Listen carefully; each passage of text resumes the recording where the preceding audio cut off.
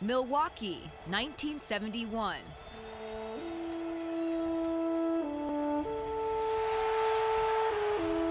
The Green Bay Packers versus the Detroit Lions. A brutal and rainy winter night. But number 42 Packer John Brockington played especially hard. It's kind of fun, you know, to get really dirty.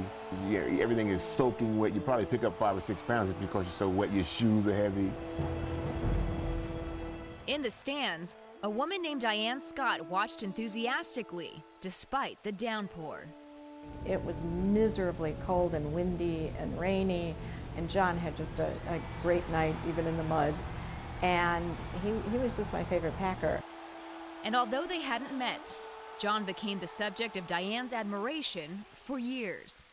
I just always thought he was so classy. You know, he never demonstrated in the end zone. 15 years later, Diane moved to San Diego, but stayed loyal to the Packers. She often visited a deli in Little Italy for a latte and her favorite sandwich. Put my keychain down, and the owner said, "Ah, you're a Green Bay Packer fan." I said, "Of course." And he said, "You'll never guess who comes in here." John Brockington had also moved to San Diego and often ate at the same deli. There was a guy named Rick, you know, and he said, well, guess who's here? The lady that I told you about that was a Packer fan and that you were her favorite Packer. Rick calls from the front, "Hey, John Brockington's here." She was very nice, very enthusiastic, smart, you can tell that. He looked exactly like every time I'd seen him through the binoculars. Their common interests in football and film led to lots of Aztec football games and movies together. Their friendship eventually developed into a romance. But 6 years later, they broke up. 10 months after that, John's body broke down. I wake up in the morning and just wait to upchuck. I could feel it coming. John, once a robust athlete who could run harder and faster than any other NFL player, didn't even have the strength to move. I lived like 15 steps up, so taking the garbage out, taking it down was fine, but coming up was awful. I'd be out of breath. One of his friends finally convinced him to go to the hospital. By the time he showed up to the emergency room, he was so sick that we did not know whether he was going to make it or not. The level of contamination in John's blood was 44 times worse than a normal adult's. When John's friend notified Diane about his illness, she dropped everything to rush to his bedside. It was awful. I mean, I came around the curtain. I hadn't seen him get sick, so my last picture of him was that he was healthy. And he had lost weight. His eyes were yellow. He was all hooked up to IVs. His face was sunken.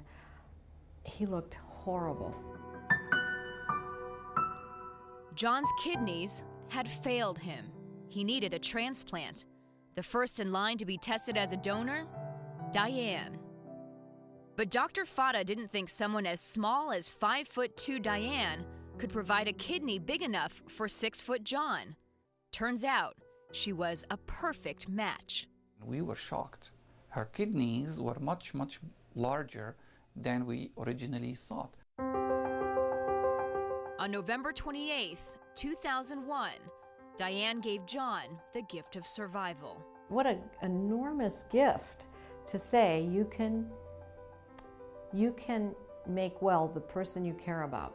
I mean, it's hard to put into words, you know, how emotional that is. For somebody who thinks enough of you to do something like that. She not only gave him her kidney, she gave him back her heart.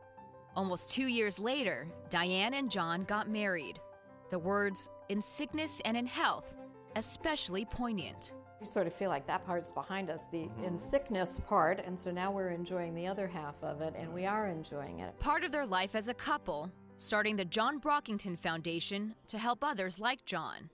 They provide financial support to dialysis patients and tackle the shortage of registered donors. Why are there 90,000 Americans on the waiting list waiting for organs that we burn and bury every day?